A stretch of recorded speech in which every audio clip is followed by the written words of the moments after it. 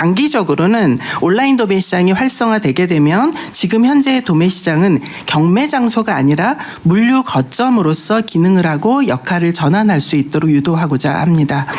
제일 중요한 게 이제 소비자 입장에서는 내가 어디 가서 싸게 물건을 구입할 수 있느냐 이런 정보일 것입니다. 근데 현재까지는 이런 정보를 제공하고 있지 못합니다. 다만 저희가 카미스라는 시스템을 통해서 71개 농산물에 대해서 그 매일매일 소비자 가격을 제공을 합니다. 제가 이번에 자료 준비하면서 그 한 예를 들어봤습니다.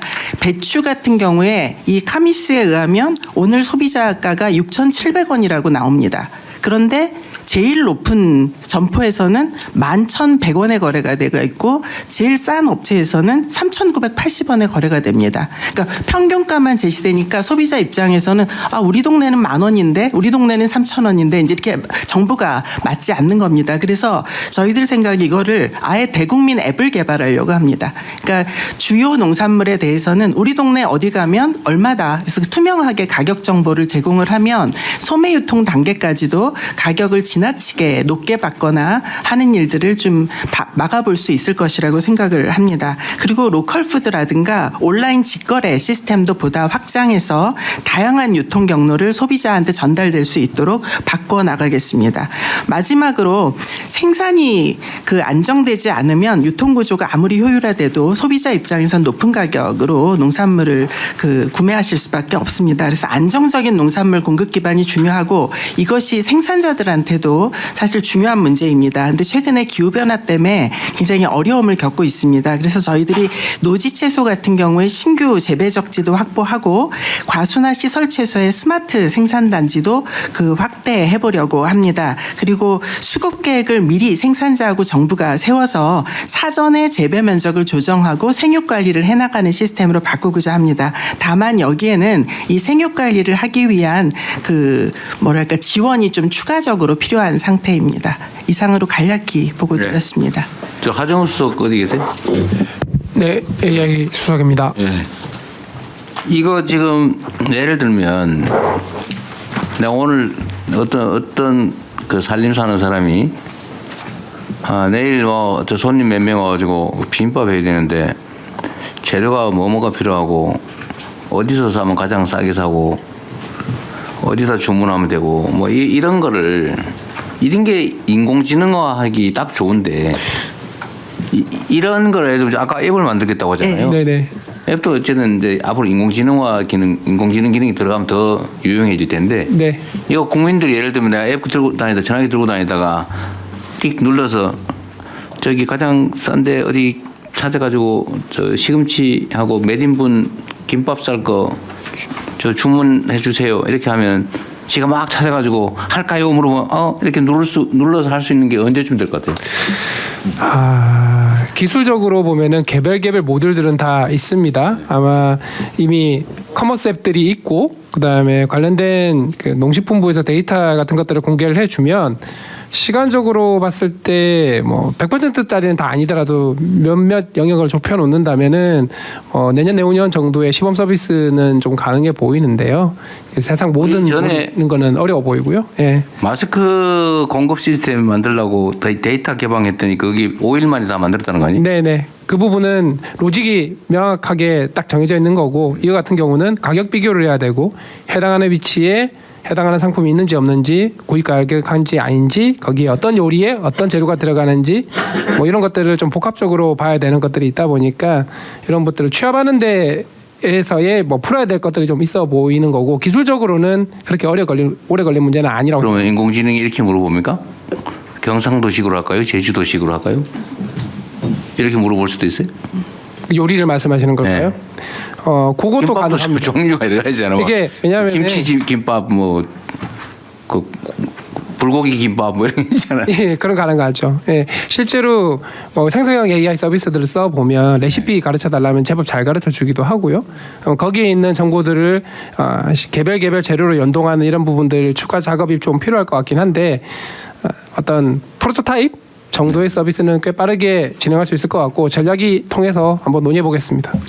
추가로 좀 설명을 드리면요. 네, 중기부 한성수입니다.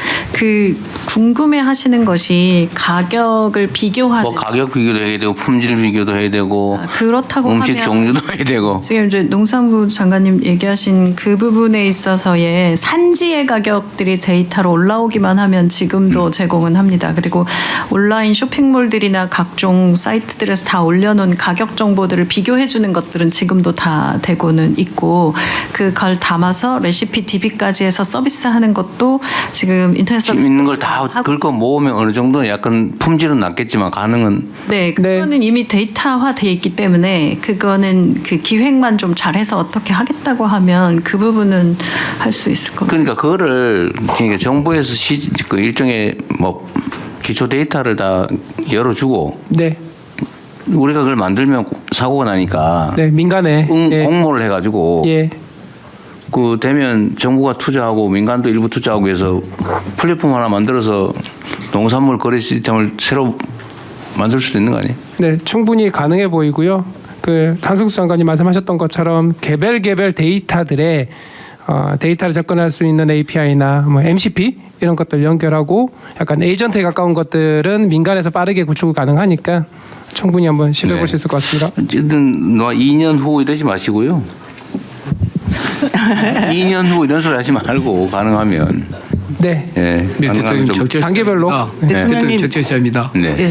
그런데 농산물 쪽이 사실 공산품하고 너무 달라서 네. 어떤 뭐 사과만 해도 선도 지역 여기에 따라서 달라서 그렇죠. 제품 가격을 표준화하고 이러기에는 매우 어려운 가장 난이도가 높은 분야입니다. 그래서 B2B로 할 때 도매로 하는 거는 어느 정도 되는데 이게 소매당 단위로 하면은 이거는 수만 그런 가구가 필요해서 아니 그 케이스가 그래서 이거는 다른 제품하고 소매 단위로 가격을 확인하고 이런 것조차도 그렇게 가벼운 문제는 아닙니다. 데이터베이스 자체가. 그렇죠. 아니 근데 아주 합리적 의사결정을 하는 거는 그건 인공지능이 아니고 그냥 판단도 스스로 알아서 하되 부족함이 있을 수도 있죠. 말씀드리는 거는 데이터를 이제 확보가 돼 있으면 그걸 가지고 쉽게 하고 이런 거 좋은데 데이터 자체가 그 데이터가 지금 양질의 부족한 데이터 건 문제죠. 자체가 네. 농수산물은 그렇게 다른 분야보다 훨씬 시간이 걸린다는 뜻입니다. 그래서 대통령님 저희가 지금 앱을 개발하는 건 내년까지는 앱을 개발하겠다라고 하고 있고요. 지금도 도매 가격들은 매일매일 갱신이 됩니다. 그리고 소비자 가격도 아까 말씀드린 대로 매장 수가 많지는 않지만 매일매일 갱신이 되고 있습니다. 평균 가격 네. 위주로요. 예. 근데 앱을 개발하는 건 좋은데 네. 아마 각 부처 단위로 국민들이 필요한 앱을 만들면 앱을 고르는 앱이 필요할 거예요. 아마. 예. 네, 그거를 통합 시스템을 만들어야 된다 그 말이에요. 네, 그 실제 농식품부 쪽도 마찬가지고 AI 전략위원회 어차피 당당 본가가 네. 있으니까 민간 중심으로 그리고, 진행하겠습니다. 네, 하나는 농산물 도매 시장에 예. 도매인 자격이 있잖아요. 예. 그게 일종의 특권화돼 있잖아요. 예, 지금 도매법인이 6개가 가락시장 같은 경우에 독점하고 있는 거죠. 예. 경쟁이 잘 안 되고 있다고 볼 수 있습니다. 그러니까 그게 그것도 분야별로 다 따로따로 돼 있어가지고 독점화돼 있어가지고 예. 다른 데가 안 들어가니까 좀 폐해가 있지 않아요? 난 잘 모르겠네. 추측상 그래요. 그래서 지금 아까 말씀드린 것처럼 예를 들면 가락시장 예를 들면 도매법인이 6개가 있는데 이게 몇십 년째 한 번도 이제 네. 바뀐 적이 없습니다. 그래서 저희가 지금 이번에 하려는 거는 그리고 수수료율이 7%를 아니, 받을 그러니까 수 그건 있다고 이해를 있고요. 했는데. 그래서 예. 하여튼 독점화되고 경쟁이 없으면은 이제 문제가 생기잖아요. 맞습니다. 그걸 독점을 완화하는 방법은 그래서 뭐예요? 평가위원회를 만들려고 합니다. 추가로 뭐 도매법인 허가를 내주든지. 근데 거기 문제는 공간이 없죠 또. 예, 공간을 나눠 갖고 있죠. 예, 그렇습니다. 그래서 아예 평가위원회에서 평가를 해서 그럼 아예 그냥 출입을 하려고 대출을 합니다. 바꾸는 거를 예. 난리 나겠네요. 네. 예, 저항이 있을 것이라고 생각하지만 저희가 농업법에 해야죠. 할 수 있는 조항이 있고요. 그리고 생산자와 그게 소비자 남산 케이블카 비슷한 거예요. 네. 한번 허가 받으면 네. 죽을 때까지. 예. 아니 안 죽지 참 이 법인은.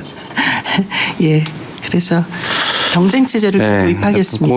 그 부분도 연구를 좀 해야 돼. 그것도 하나의 지금 어쩌면 정확하게 모르겠는데 네. 이 농산물 가격 불안정 또는 유통 비용 올라가는 원인 중에 하나일 수도 있잖아요. 네, 그렇습니다.